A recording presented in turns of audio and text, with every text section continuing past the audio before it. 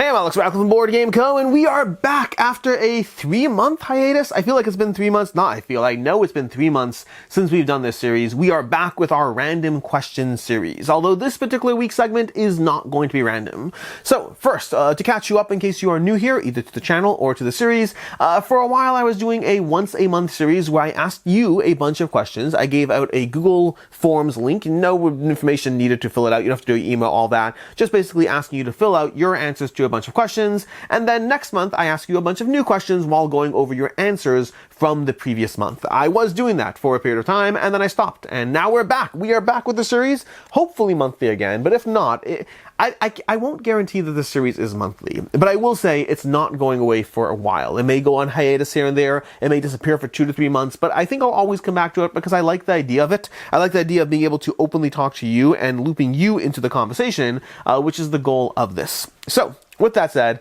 let's go ahead and talk about last month's questions first. Then we're going to go ahead and go over the new questions for you. And down below, make sure to go ahead and post any questions you want to see added to the series, because I do look at the comments down below and add them in as questions. So if there's a question you want to see everyone answer, go ahead and post it, and there's a decent chance it will show up either now or in the future. Sometimes look back at older videos to get those. So this is very much a heavily audience-involved series. And with that, let's go ahead and start off with last month's questions and answers. We have 313 answers from last month, and we had a bunch of questions. Let's go ahead and start them off.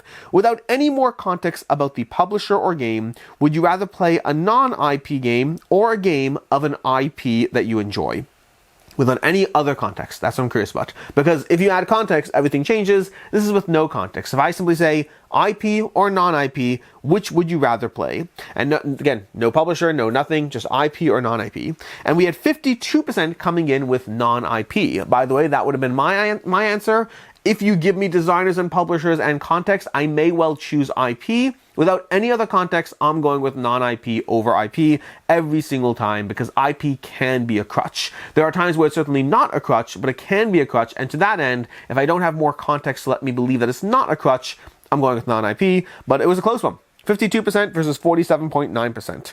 Would you rather play a game, would you rather buy a game with miniatures or acrylic standees? Again, closer than I would have thought on this one, coming in with 48.7% acrylic standees and 51.3% miniatures. So again, miniatures winning over acrylic standees, although aspiring publishers and creators out there, keep in mind, this was a much closer poll than you might have expected, so acrylic standees are very much in the running for popular products over here, because there's not a clear win. This is a very statistical margin of error, which means now it's time to find other audiences and ask them as well before you go out and create your game. If you could choose to stop any new games from coming out for the next 10 years, would you do so?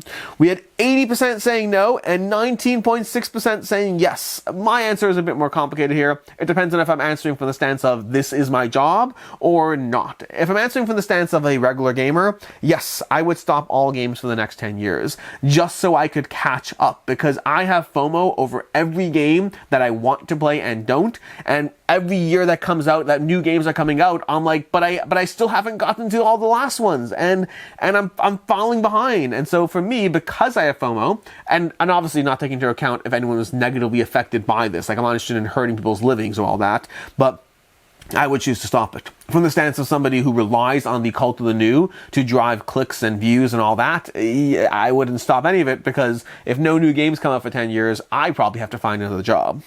Anyways, what is your preferred game type? Okay, we had solo, cooperative, teams, or competitive. 4 options over here. We had coming in with the lowest, we had teams coming in at a measly 2.9%. 9 people answering, 2.9% were coming in at teams, which, by the way, definitely my least preferred option as well. I don't mind it, but it's usually my least preferred option. Coming in with 10.9%, we had solo, which is interesting because I think there is an increase in solo players, but definitely not, at least on this channel's viewership, and inherently there is audience bias over here. On this channel's viewership, ratio of people who prefer solo is definitely smaller. I enjoy solo, but again, it would come in at 3 for me as well. Then coming in at 39.6, we have cooperative, and then coming in at 46.6, we have competitive. And again, I think those will roughly line up with me as well, even in terms of how close they are. Like, I prefer competitive to cooperative, but it's a small margin. It's very game by game. It's a small margin. If you look at my top 100, it's probably somewhere in that ratio. So, not surprisingly, this does line up with my internal preferences as well. I say not surprisingly, not because like, oh, my opinion is going to be the most common, but rather inherently, over the past 5 years, the people who are going to stick around the most on this channel are those who align with my opinion the most, just inherently to the nature of the content that I do. That's just how things work. And so it does make sense that there will be a high degree of overlap here. And then lastly, we have how do you discover new board games? Select all that apply. And so for this one over here, we have, we just said, I think this was completely open-ended, I think. No. I did specific answers and then fill in the blanks. So there's a whole lot of the filling in the blanks. So I'm just going to read through these going from the most to the least amongst the top 5 or 6, and then just read a bunch of other options. But coming at number 1, 97% of you selected content creators, which again makes sense. You're on YouTube watching a content creator, you definitely find out about games from content creators. But I am surprised that it's 97% find out about it from content creators, which is that's a huge number. We have Board Game Geek hotness coming in at 63.3% of you selected that. So again, many of you are on Board Game Geek seeing the hotness. We have 42.5% from friends and game group discovering new games over there. For me, by the way, that is 0% for me because I am the most, not 0%, I'd pay 5%. Most new games in my game group or friends, I'm the one exposing them to it. There's occasional times where people will come in and teach me about a game or show me a game that wasn't on my radar, but for me, it's definitely a minority. We had coming in at 39% social media, choosing that. Again, keep in mind, this was select all that apply, so there's not going to be adding up to 100 over here. We have coming in at 16% board game conventions and 15.7% local game stores. So again, not a tremendous amount of surprise here, but I think the one that surprised me the most is that Board Game Geek is not higher on this list. I would have thought that would be a little bit higher, but it still is pretty high, but I would have thought it would be more than 63% of you. And then coming in from general answers after that, we have crowdfunding. I'm surprised I didn't put that as an answer myself. I don't think I put that as an answer myself. I'd have to double check, but I don't think I put that in there. But 1.6% of you chose crowdfunding. We have, again, 2 of you choosing crowdfunding sites, Kickstarter, GameFound, and Kickstarter. So you can see there is a lot of people who put down GameFound, Kickstarter, GameFound, Kickstarter, GameFound, Kickstarter. We had someone who wrote Discord shelf clutter. I'd put that under content creators, but I respect that. Yeah, crowdfunding, Kickstarter, I must not have put that there. That is a huge oversight on my end. I didn't put that on there because I'm seeing a lot of the answers that are filled in here. By the way, for the record, I generally don't look at these first. I try to look at these on camera as I'm going through them with you so that I can react appropriately. But yeah, we have a lot of crowdfunding. We have Jake. Jake is my favorite answer here. One person said, I find out about new board games from Jake. That is easily my favorite answer. We have friends and game group. Someone wrote family. I would have put that under friends and game group. I should have put that friends and family and game group. Publishers, makes sense. Publisher announcements, makes sense. Yeah, I should have done that. Newsletters from publishers. Like, I sign up for those. It's a lot of where I find about things, but I guess I forget that other people do sign up for those as well. So that was an interesting one. Educational for me, I should have filled in a bunch more myself as far as things that I should have predicted, but that is what we have for the answers of the last poll. Which brings us to the new poll. A link down below to go ahead and check this out. Go ahead, and again, this is the only video series that I actually usually request. Go ahead and share this on your favorite Facebook group or whatever, because I do want to, if you can, if you don't mind, because I do like getting audience results from not just my audience as much as possible. So I think that would be interesting.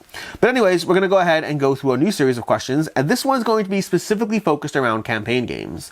This past month, I did the campaign game Purge. There were a few live streams where I talked about campaign games. It's been very heavily present on my mind, especially with me loving Lands of Evershade and wanting to add that, but then thinking what is or isn't getting played because of it. And so we're doing a bunch of random questions around campaign games. That's the theme of this week's video. There's not always a theme. Sometimes there is, and sometimes there isn't.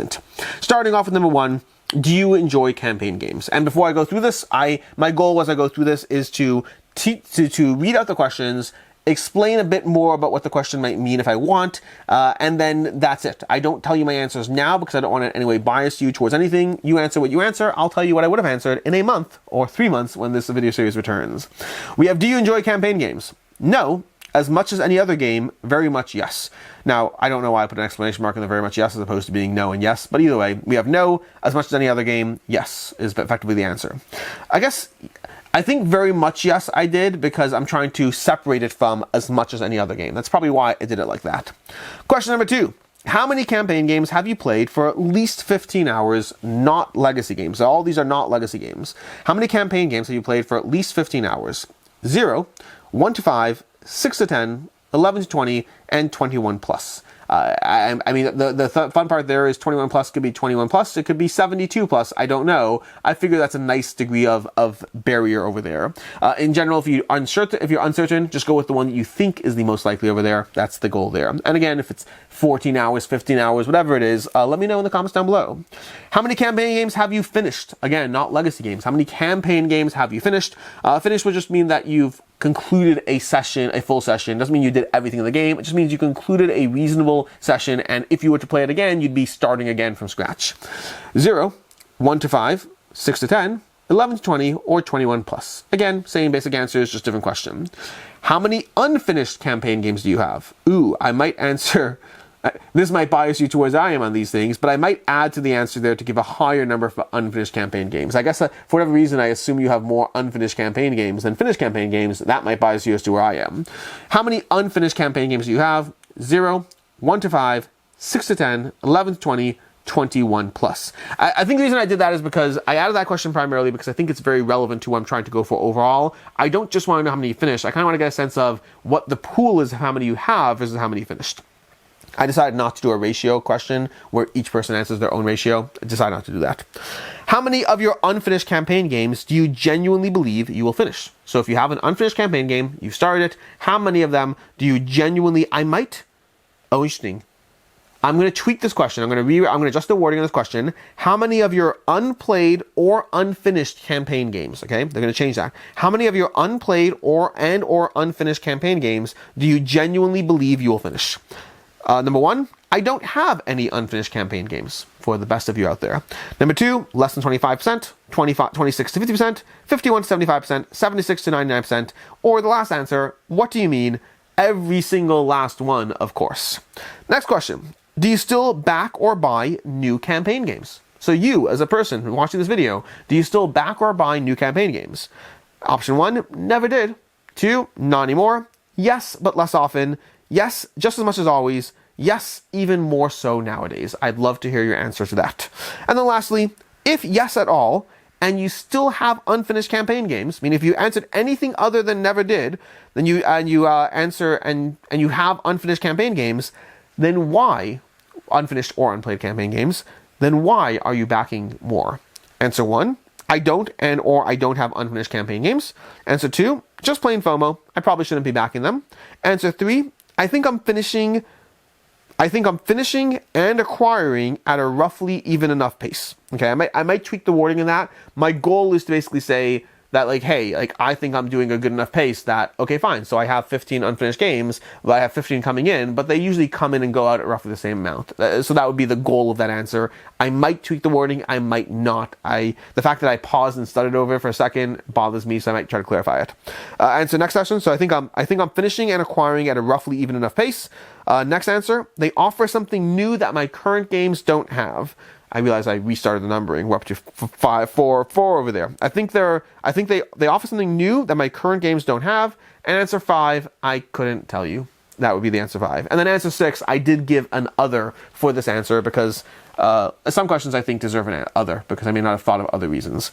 Anyways, that is basically your poll for this week. That is your questionnaire for if you want your random questions. This is a series that I have gotten requests to bring back. So again, it never actually fully went away. I never planned on stopping it. It just stopped being done for a bit. But I've gotten a lot of people who are like, hey, you ever doing this again? Like, I'd love to see them again, which I love that feedback because honestly, if a series ever does go away, the fastest way to guarantee that it comes back is to ask for it to come back. If you miss a video series, ask for it to come back because that is the highest chance that it will. Anyways, until next time, I am Alex Radcliffe from Board Game Co. I appreciate you watching this video. I appreciate you filling out the results to the survey. And as always, I hope you have a good one.